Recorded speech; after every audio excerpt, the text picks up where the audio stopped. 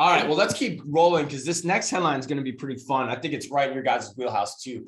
And that is that Gopuff this week launched its first private label line.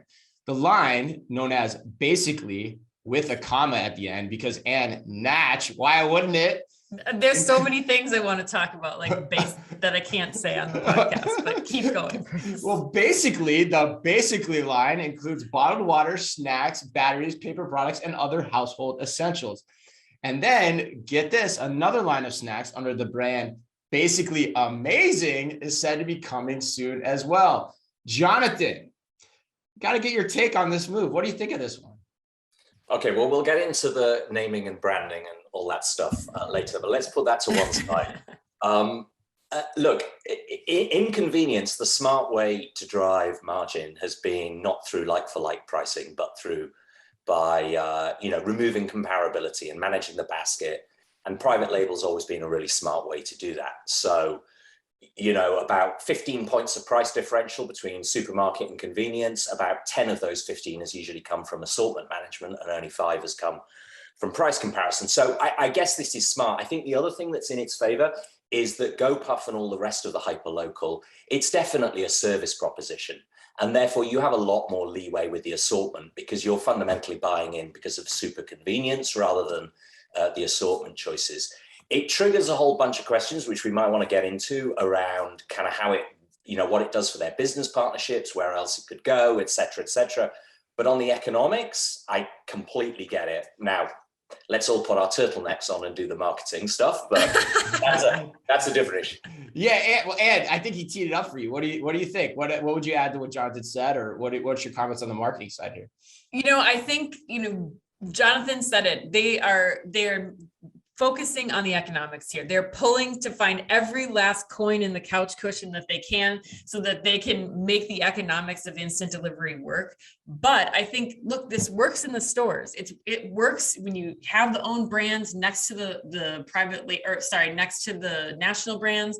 You give customers another choice, and I don't think there's anything wrong with it. I think it's a great move forward, at the very least, to test. Now, I think Jonathan brings up some really good points, though, about what does that do to their relationships with, some of the national players and bigger brands. But, it works in the stores. Why not try it in this case and try to make up some extra cash? So you guys are both all in on this, then, it sounds like. David, do you have the same opinion?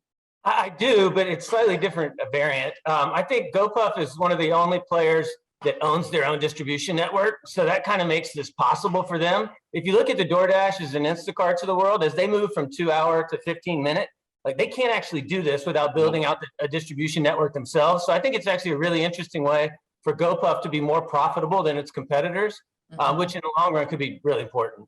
Yeah, I mean, I think that's what I think you guys, I agree with everything you guys said too on this one. It's funny how we're in alignment so far. I'm curious if that continues throughout the show, but yeah, I mean, we had the Gopuff CEO or co-CEO, Rafael Elisayev, on earlier this week, and he talked about how their strategy was what David just said. It was all about vertical integration.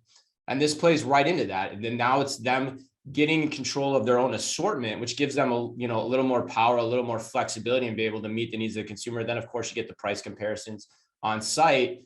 I think it's just natural. And shout out to Jessica Glendenning, former Target colleague of ours, and who is heading this effort up for Gopuff too. That was really cool to see coming from her work previously at Brandless, which we've talked about a lot. This seems like a much better move on that front. But I mean, I think overall, I think I'm with you guys. I think net, it seems like a smart play here. And you got to talk about, we can't move on until you talk about your instant delivery experience this past week in New York too, because I think it's really salient for everyone to hear about it. Absolutely. I mean, Chris and I, we were locked into the hotel, just trying to get ready and prep. And so, going out, especially during COVID, into a city that you're not, super familiar with the surroundings, to be able to we got water delivered to our room.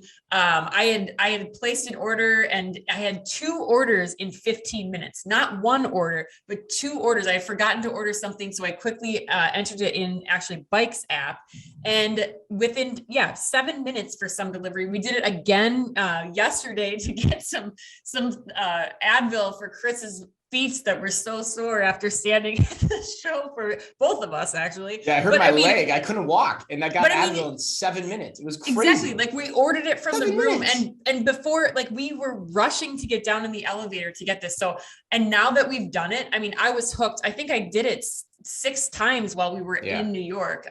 But I think, Chris, just to add on, like not just from Gopuff, but we also talked to the bike CEO, which will be releasing in a couple of days here. But vertical integration is the name of the game. They are all talking about ways to figure out how they add and stack more into the platform that they are in control of operations of. So I think that's something key to watch out for.